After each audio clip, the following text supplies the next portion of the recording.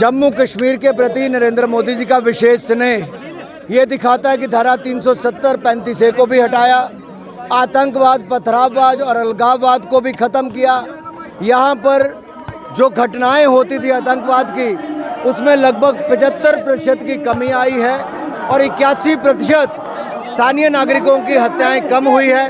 और यही नहीं, इसके अलावा हमारे यहाँ पर सुरक्षा कर्मियों की हत्याएं या शहादत पे भी लगभग 50% की कमी आई। मैं ये कहना चाहता हूँ, ये सब तब संभव हुआ जब एक मजबूत सरकार केंद्र में आई। यहाँ की सीटें हमने जुगल किशोर जी और डॉक्टर जितेंद्र सिंह जी दो हमारे सांसद यहाँ से चुनकर आए और नरेंद्र मोदी जी ने विकास की गंगा जम्मू कश्मीर के कोने कोने में बहाई है। 6 लेन एक्सप्रेस वे कटरा से दिल्ली के लिए हो, IIT, IIM, एम्स अस्पताल हो, 11 मेडिकल कॉलेज हो, कई केंद्रीय विद्यालय हो, हमारे यहाँ पर बड़े से बड़े प्रोजेक्ट लेकर आए हैं। हज़ारों करोड़ रुपए का विकास यहाँ पर हुआ है। नए औद्योगिक पैकेज के कारण यहाँ पर बड़ी इंडस्ट्री आ रही है, रोजगार स्वरोजगार के अवसर यहाँ पर खड़े हो रहे हैं और मुझे पूर्ण विश्वास है जम्मू कश्मीर की जनता पहले से ज़्यादा मतों से भाई जुगल किशोर जी को और भाई डॉक्टर जितेंद्र सिंह जी को जिताएगी। सर, जो 1300 अनुराग जी पवन टैक्स का इवेजन का हुआ है, उसमें राहुल गांधी का कहना है कि टैक्स टेररिज्म हो रहा है। देखिए, कांग्रेस अहंकार में रहने वाला राजनीतिक दल है। अगर बाकी राजनीतिक दल इनकम टैक्स के कानून का पालन करते हैं तो क्या कांग्रेस पार्टी के लिए कानून अलग बने? क्या कांग्रेस पार्टी नियमों की धज्जियां और कानून की धज्जियां नहीं उड़ा रही?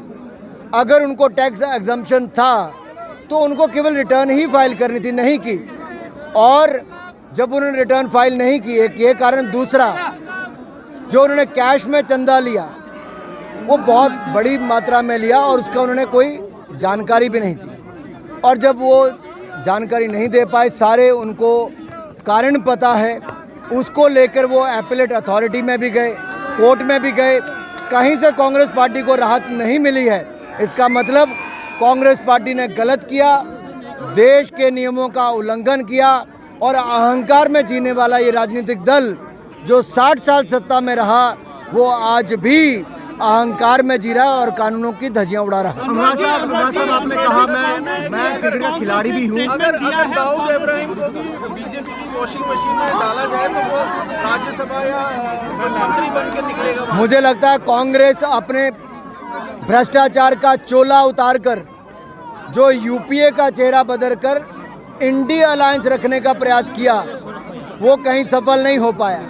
कांग्रेस का भ्रष्टाचार आज भी सिर चढ़ के बोल रहा है। कांग्रेस के सांसद के घर से 350 करोड़ रुपए पकड़े गए और कांग्रेस भ्रष्ट और कट्टर बेईमान अरविंद केजरीवाल के साथ खड़ी नजर आई।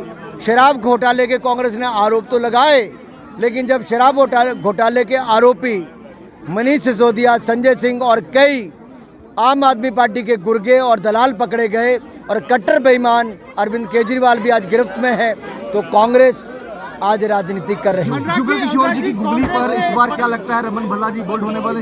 निश्चित तौर पर बोल्ड होंगे और क्लीन बोल्ड होंगे। अनुराग जी, कांग्रेस ने एक आरोप लगाया और कहा है कि बीजेपी जो है वॉशिंग मशीन है और अगर इस वॉशिंग मशीन में दाऊद इब्राहिम को डाला जाए वो भी कहीं से। मैंने उत्तर दे दिया इस बात का और मैंने कहा कांग्रेस अपने भ्रष्टाचार को छिपाने के लिए इन्होंने अपना नाम बदला, यूपीए की बजाय इंडी गठबंधन रखने का काम किया, लेकिन जनता ने पिछले चेहरे पहचान लिया कि पीछे वही भ्रष्ट हैं जो बेल पर सोनिया गांधी और राहुल गांधी हैं, वही हैं जो लालू प्रसाद यादव चारा घोटाले और ज़मीन घोटाले, जॉब घोटाले वाले तेजस्वी जी हैं, वही हैं जो 2G घोटाले वाले ए राजा हैं और वही हैं जो आम आदमी पार्टी के शराब घोटाले वाले। सब भ्रष्ट लोग एक मंच पर इकट्ठे हुए, ये ठगबंधन हुआ है भ्रष्टाचारियों का।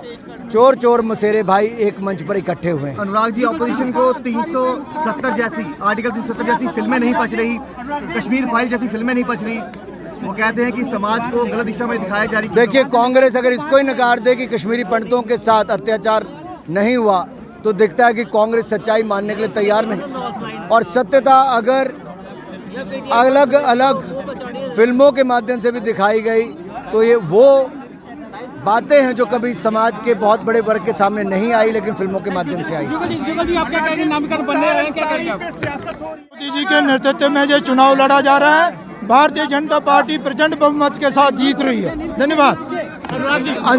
लेकर आप क्या कहेंगे? देखिए, मुख्तार अंसारी अगर 20 वर्षों से जेल में थे तो लंबे समय से जेल में रहने का कारण क्या था?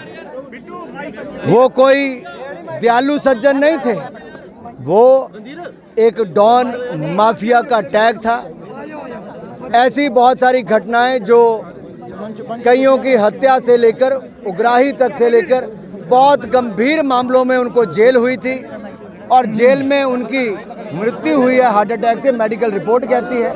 किसी ने न्यायिक जांच मांगी तो उसमें न्यायिक जांच मिलने में भी कोई गुनाह नहीं है, वो भी हो जाए, लेकिन सच्चाई ये है एक डॉन और माफिया युग का अंत हुआ है।